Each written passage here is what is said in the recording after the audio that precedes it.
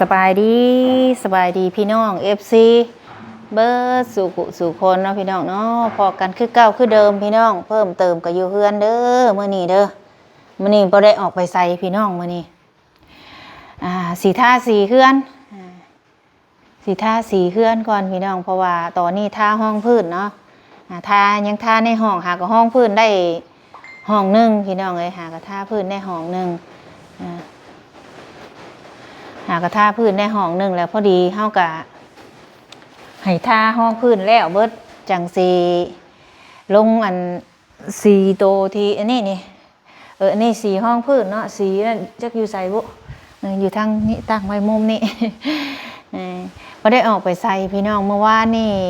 ไปพาทางน้องเพิ่งเนาะไปหาผู้ที่เล่าอันดูแลมือที่น้องแม่น้องเสียมื้อนั่นแหละก็เลยอันบ่ได้มื้อนี้ก็เลยอยู่เฮือนอยากทาสีอยากเฮ็ดเวียกในเฮือนให้มันแล้วพี่น้องเลยได้เฮือนพี่น้องได้เฮือนใหม่แล้วบัดนี้ได้มีห้องอยู่ห้องนอนเนาะสีก็ซื้อมาเป็นที่เรียบร้อยเพียงแต่ยังทาอยู่พี่น้องเอ้ยยังบ่ทันได้แล้วสีก็เฮาก็เอาสีขาวอะไรพี่น้องเข้ามาทาทางในเวลาเปิดไฟมันจังแจ้งเนาะเพราะว่าคันเอาสีอื่นแค่มันมืดนะก็เลยว่ามักเป็นสีขาวพี่น้องเอ้ยมื้อนี้พี่น้องเนาะทางสบุญกับก่อนสิไปทาสีเนาะตอนนี้ทางลูกชายเพิ่นทาอยู่ทางในสบุญก็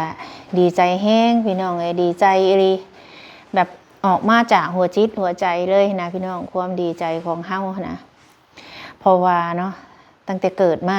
เกิดได้ใหญ่มาอยู่มาจนอายุสิเข้า50 ปีลูกจนใหญ่เป็นบ่าวยังบ่มีห้องอยู่ห้องนอนเพื่อห้องตัวเองนอนก็หาก็มีปีกายนี่ก็สาธุยกมือใส่เข่าเท่าใส่หัวที่ว่ามีเอื้อยเพิ่นฝากเงินมาให้เฮ็ดห้องนอนเนาะหลังจากทั้งเทิงแล้วก็ถ้าพอดีทั้งเอื้อยใจดีเนาะทั้งเอื้อยเพิ่นอยู่อเมริกาเพิ่นก็เลยฝากเงินมาให้เฮ็ดห้องนอนพี่น้องพอเฮ็ดห้องนอนแล้วเนาะติดกะโลแล้วบัดนี้ที่ทาสีพี่น้องเงินเฮาก็ยังอยู่เนาะส่วนที่เพิ่นฝากมาก่อนนะดีใจแห้งสุดๆคือหยังพี่น้องตื่นเช้ามาเอื้อยเพิ่นฝากเงินมาเพิ่มให้อีกพี่น้องทางสบุญว่าพู้เมื่อวานนี่แบบจนแบบดีใจนะโทรไปหาเพิ่นแบบดีใจแบบบ่คิดบ่ฝันว่าเพิ่นสิมาช่วยเฮาหลายปานนี้พี่น้องเพิ่นทางเอื้อยเพิ่นฝากเงินมาตืมอีก$2,000พี่น้องสบุญนั่นดีใจโคตรดีใจเลยรวมทั้งเบิดทั้งมวลที่เอื้อยเพิ่นฝากมาค่าที่ว่าเฮาเฮ็ดห้องนี่บ่เกี่ยวกับสั้นเทิงได้ส่วนสั้นเทิงหรือว่าเฮ็ดสั้นเทิงนี่เพิ่นฝากมาซอยแล้ว$400นี่แต่ว่าล่าสุดที่ว่าเพิ่นฝากมาเฮ็ดห้องนี่รวมทั้งเบิดทั้งมวลน่ะก็4,000แล้วแต่ว่ามันก็ยังบ่ทันได้เบิดเงินนะยังอยู่10,000 กว่าเอื้อยเพิ่นฝากมาเพิ่มอีก$2,000แบบมันจุกนะมันจุกอยู่ในอกแบบว่าความรู้สึกของเฮามันออกมาจากหัวจิตหัวใจของเฮาอ่ะเป็นหยังเพิ่นคือซอยเฮาหลายขนาดนี้นะทั้งที่เฮาแบบญาติพี่น้องเฮาก็บ่แม่นนะพี่น้องเพิ่นฝากมาเพิ่มอีก2,000นี่รวมทั้งเบิดทั้งมวลนี่ฝากตัวก่อนกับตัวเมื่อวานนี่รวมแล้วนี่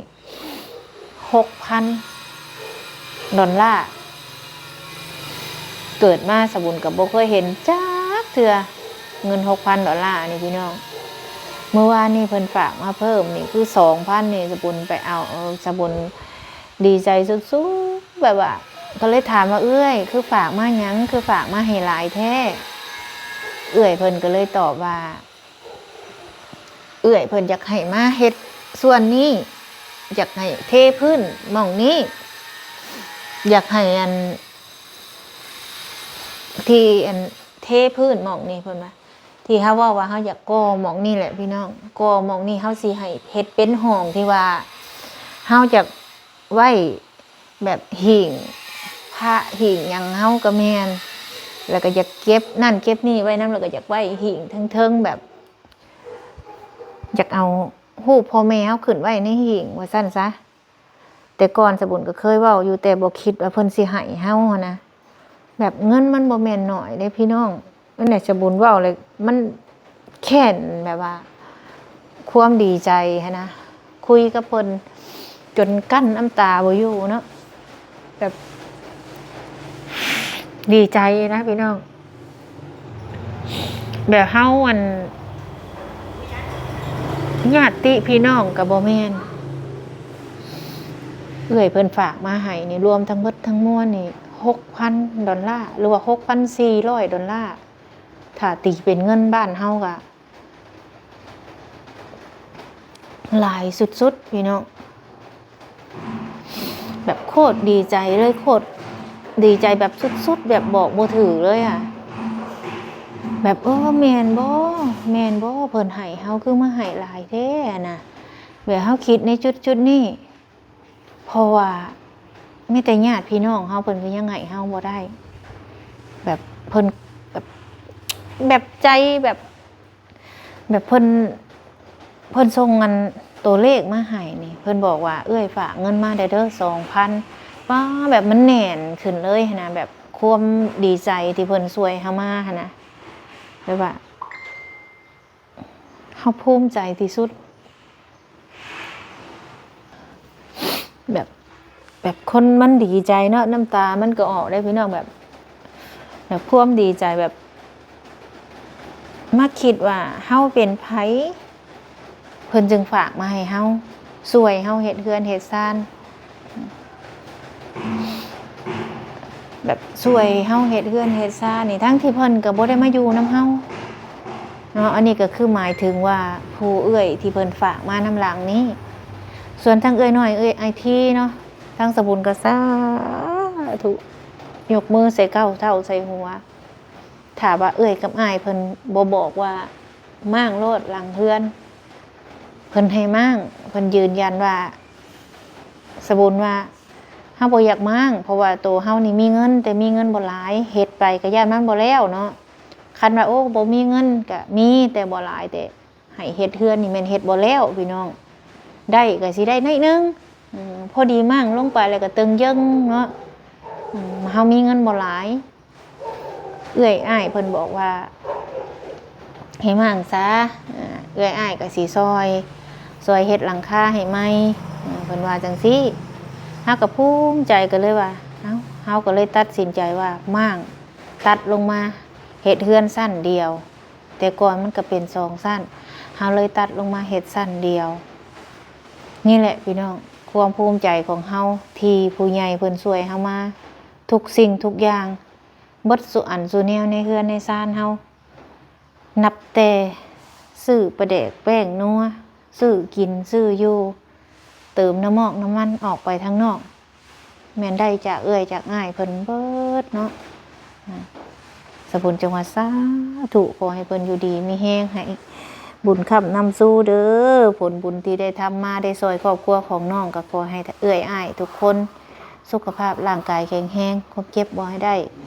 ความไข้บ่ให้มีคิดสิ่งใดก็ขอให้ได้สมความมุ่งมั่นปรารถนาขอให้เป็นเศรษฐีมีมั่งเนาะสาธุให้ร่ำรวยกว่าเก่าให้บุญค้ำนำสู้ให้อายุมันยืนเด้อเนาะภูมิใจอีหลีเลยพี่น้องเนาะแล้วก็ขอบคุณ FC ทุกคนที่เพิ่นเข้ามาติดตามแล้วก็คอยให้กำลังใจพี่น้องเลยทุกคนก็คือเห็นนั่นแหละถ้าว่าบ่ได้จากทางเอื้อยอ้ายเพิ่นช่วยมานี่บ่ได้เลยเพราะว่าเงิน YouTube นี่ของสบุญนี่ทุกคนก็คือสิฮู้พี่น้องถ้าว่าบ่มียอดวิวหรือว่าหยังนี่แม่นเฮาบ่มีเงินเลยถ้าว่ามีคนเบิ่งเฮาก็ได้อยู่แต่ก็พอได้ใช้ได้จ่ายคือเดี๋ยวนี้นี่2 เดือนแหละสบุญยังบ่ได้เงินจาก YouTube เลยพี่น้องเนาะอันนี้ก็เว้าแบบความจริงเลยแหละแต่ว่าคนอื่นนี่บ่ฮู้อันนี้สำหรับตัวสบุญเองนี่2 เดือนแล้วนี่ยังบ่ได้เงินคันบ่ฮอด100 เหรียญนี่เพิ่นก็บ่เอาเข้าบัญชีให้เนาะ2 เดือนแล้วยังบ่ได้ถ้าว่าบ่ได้จากเอื้อยจากอ้ายเพิ่นแม่นว่าบ่ได้เลยพี่น้องเอ้ยเนาะขอบใจหลายๆเด้อเอื้อยอ้ายที่ยื่นมือเข้ามาซอยเนาะ สาธุให้อยู่ดีมีแห้งความเจ็บบ่ให้ได้ความไข้บ่ให้มีขอให้เป็นเศรษฐีเด้อเนาะขอให้เป็นเศรษฐีมีมั่งสนุกกินสนุกทานให้เพิ่นสุขภาพร่างกายแข็งแรงเบิดสุขุสุคนที่ยืนมือเข้ามาช่วยแล้วก็ให้มีทุกมื้อนี้เนาะที่คอยซัพพอร์ตมาโดยตลอดเนาะเพราะว่าผู้ใหญ่หลายๆท่านที่ให้เวียกให้งานแหละถ้าว่าเพิ่นบ่สนับสนุนเฮาก็บ่มาฮอดจุดนี้พี่น้องเอ้ยนี่แหละพี่น้องเนาะบ่ทางเอื้อยเพิ่นฝากเงินมาเพิ่มนี่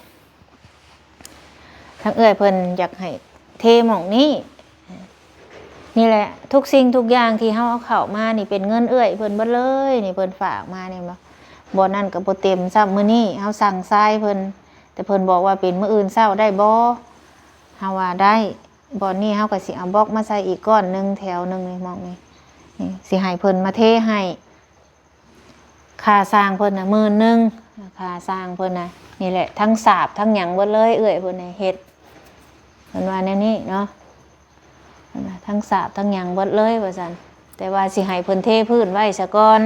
ส่วนสาบน่ะเอาไว้ที่หลังพี่น้องเฮาสิเทพื้นเทหยังกับสาบตัวนี้สาบตัวนี้ก่อนนี่แหละนี่บอนนี่แหละสิ่งที่ว่าเอื้อยเพิ่นอยากให้เฮาเฮ็ดคือบอนนี้ที่ว่าเพิ่นอยากให้เฮาเฮ็ดเฮาสิให้เพิ่นสาบหม้องนี้กับกอนี้แต่ว่าส่วนที่เพิ่นว่าเพิ่นสิมาเฮ็ดให้มื้ออื่นนี่คือสิให้เพิ่นมาเทพื้นนี่น้ำเฮาก็เทใส่เฮาก็สีดใส่นี่แต่ว่าเฮายังยกยังออกบ่ได้ต้องให้เพิ่นมาก่อนเฮาจังสิหามโต๊ะหามตั้งออกหมอนี่ก็เฮาบางคนเพิ่นก็สิว่าหมอชบุญเอามายังไงชบุญดาวได้นี่2 เดือนพี่น้องใจายเพิ่นเดือนละ1,000อยากได้ไว้บ้านเฮานี่เวลานึ่งข้าวเพิ่นสิใช้หม้อแนวนี้เป็นเวียกเป็นงานดองงานหยังงานมงคลต่างๆพี่น้องเอาเดี๋ยวสิพาเข้าไปเบิ่งทางในลูกชายทาสีอยู่พี่น้องทั้งคัดทั้งหยังคัดน้ำทาน้ำยังแต่ทางนี้ที่ยังบ่ทันได้คัดนะเบิ่งสิเปิดไฟก่อนนี่ยังแต่ทางนี้ที่ยังทันได้คัดสีกะหันกะส่วนทางนั้นบ่ได้เว้าถึงเนาะเว้าคาร์บอนเฮาเฮ็ดใหม่นี่ทางนี้ก็คัดแล้วเบิดแล้วนี่คัดแล้วเบิดแล้วมีแต่ยังแต่ทาเปิดไฟหุงมาเลยสิทาสีขึ้นเอ้าไปใส่คนนี่คือบ่เห็นคนนี่เด้เห็นแต่ไม้คนหายเปิดพัดลมอันนี้เพิ่นสีนอนห้องนี่ลูกชายนี่เปิดปลั๊กไฟเพิ่นเอามาใส่เอ้าสบายดีอันนี้แม่ได้ทามื้อเช้านี่ว่าตัวนี้แม่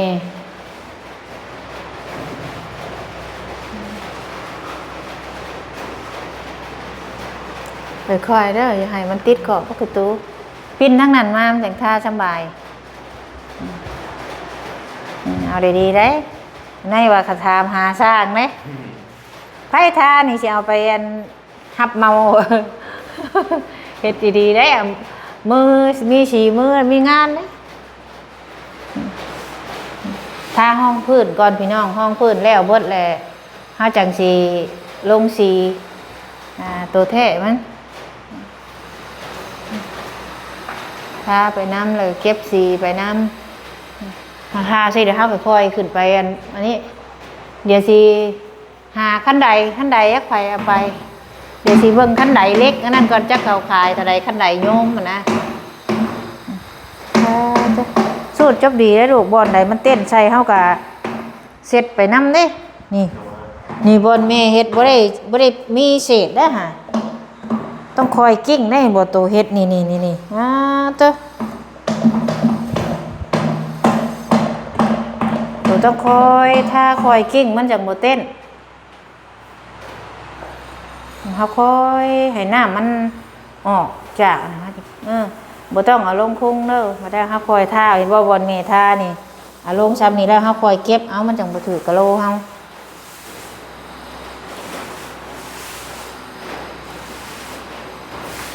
อย่าให้มันเป็นกั้นนะ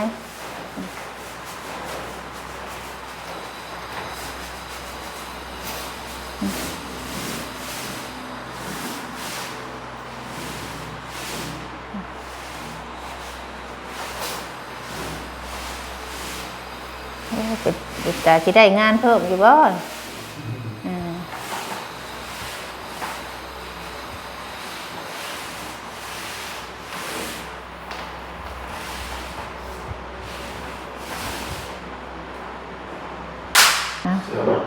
เดี๋ยวสิออกไปเบิ่งห้อ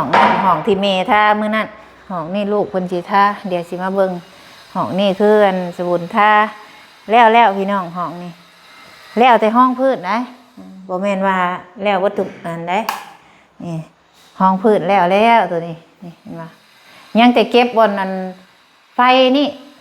สร้างบัดเอามาติดชนี้ช่างก็เขาติดใช่ไหมแบบว่ามือเพิ่นติดตัวนี้เฮาแบบบ่ได้อยู่ยังแต่บอนนี่พี่น้องบ่ทันได้เก็บนี่บ่มีบันไดขึ้นนี่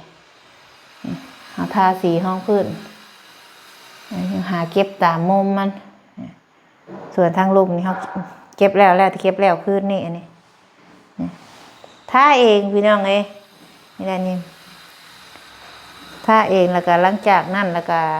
ให้ท่าเก็บบัตถุอันเขาจังสีลงสีเทะแบบนี้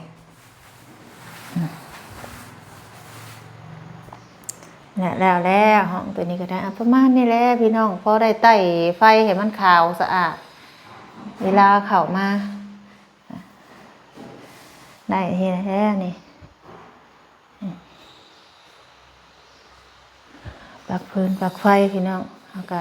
พยายามเอาพอให้มันถึกเนาะเคาะประตูก็ได้นี่แหละติบอลนี่แหละนี่ตกลงกลางคืนยันแต่ว่ามันได้นี่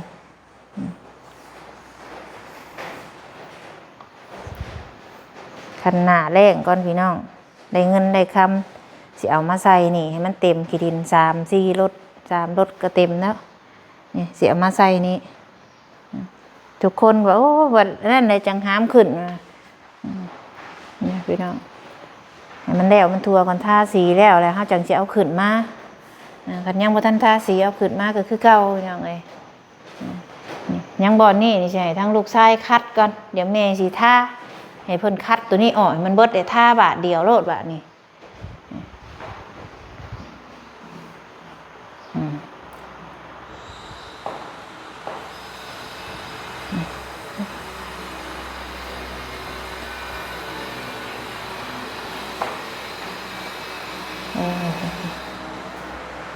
เดี๋ยวให้เพิ่นท่าแล้วแล้วสิหาเก็บตามมุมมันสั่งเงินเพิ่นเอาทรายมาให้เพิ่นเป็นมื้ออื่นเช้าได้บ่เพิ่นว่า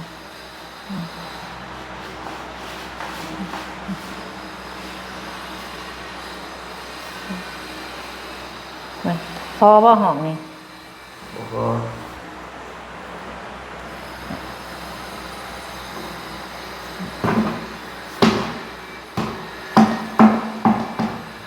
ไม่ก็ว่าบ่เอาออกเลยปิ่นทั้งนี้ลงวะนี่เคาะ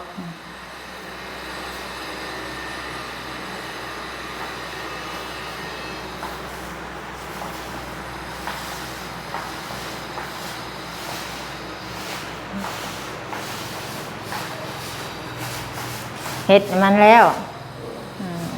ลูกฟังบอกข่าวดีฟังบอกข่าวดีโดยอยาก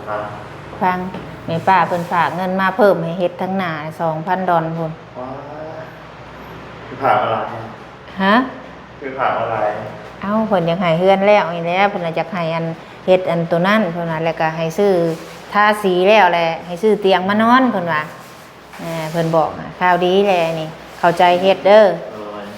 แล้วก็สั้นแล้วไปคัดตัวทั้งหน้าเดี๋ยวแม่สิทาสีให้ตัวคัดตัวหน้าหนองเบิดแล้วเฮาจังพากันทาทั้งแม่ทั้งลูกว่านี่คัดยังทอ2 หน้าเห็นว่าเพิ่นฝากมาให้เพราะยังเพิ่นจะให้เฮือนเฮาแล้วเงินคำเพิ่นก็หายากแต่ว่าเพิ่นยังซอยเฮาต้องเฮ็ดเฮาเอาแห้งเฮ็ดเฮาต้องเฮ็ดเฮาสิจ้างทุกอันทุกแนวก็บ่ได้ทุกสิ่งทุกอย่างเพิ่นซอยเฮามา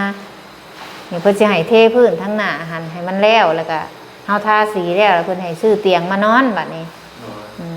อยากได้อยู่บ่เตียงอยากได้ นั่นแหละเข้าใจท่าให้มันแล้วกันมันบ่แล้วแล้วเอาเตียงเข้ามามันก็ยากให้มันแล้วมันทัวตั้งใจได้ให้มันคัดอันนั้นอีก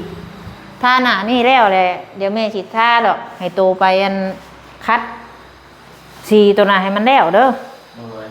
เดี๋ยวแม่สิทาให้เพิ่นทาตัวนี้แล้วกันหน้านี่แม่ได้ทานี่เช้านี่ทาแต่เช้านี่ส่วนตัวนั้นทาทาแล้วก็สิหากันไดมาเก็บตามมุมมันแหละพี่น้องเอ้ยเอาตั้งใจเฮ็ดให้มันแล้วนี่แหละพี่น้องเนาะความภูมิใจก็ได้ที่